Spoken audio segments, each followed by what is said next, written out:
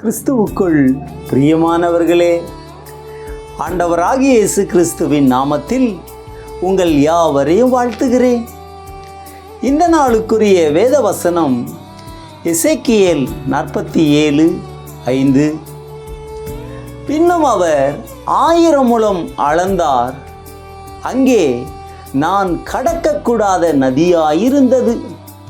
தண்ணீர் நீச்சலாழமும் கடக்கக்கூடாத நதியுமாயிருந்தது.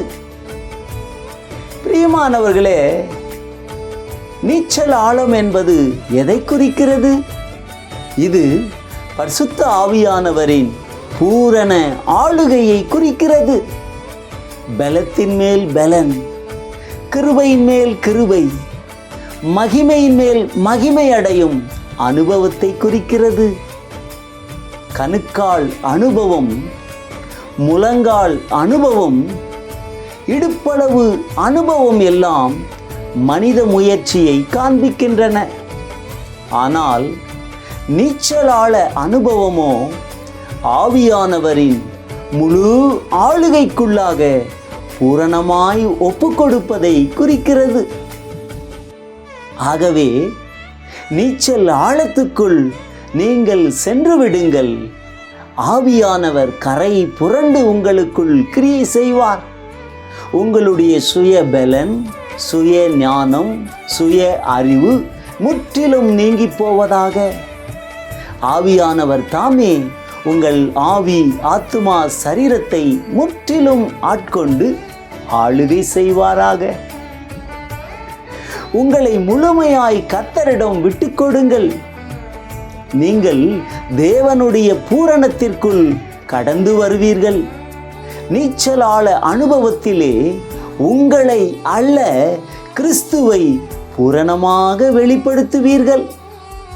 ஜெப நேரத்திலே பரிசுத்த ஆவியானவர் தாமே வாக்கு கடங்கா பெருமூச்சுகளோடு கூட உங்களுக்காக மன்றாடுவார். நீங்கள் உங்கள் நாவை அவருக்கு ஒப்பு கொடுப்பீர்களானால் பொங்கி வழிகிற அபிஷேகத்தால் உங்களை நிரப்புவார். நீச்சல் ஆழம் என்பது தேவனுடைய ஆவியானவராலே முற்றிலும் வழிநடத்தப்படுவதாகும். அதிலே சுய விருப்பமோ சுய சித்தமோ இருப்பதில்லை. நீங்கள் உங்களுடைய மனதும் மாம்சமும் விரும்பினவர்களை செய்யாமல் கர்த்தருடைய ஆளுகைக்கு பூரணமாய் நடத்தப்படுவீர்கள். ஆகவே அற்புதமான அருமையான நீச்சல் ஆழத்தின் அனுபவத்துக்குள்ளே இன்றே கடந்து செல்லுங்கள். செபிப்போமா?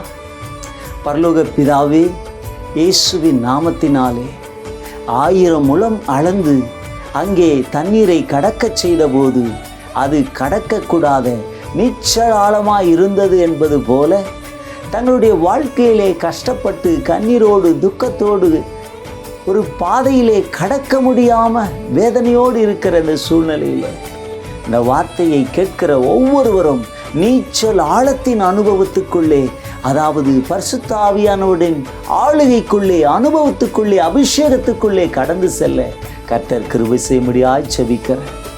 ஒவ்வொருவரையும் ஆனந்த தைலத்தினால நிரப்பி சந்தோஷம், சமாதானம், மகிழ்ச்சியை தந்து ஆசீர்வதிக்கும்படியாய் ஜெபிக்கிறேன்.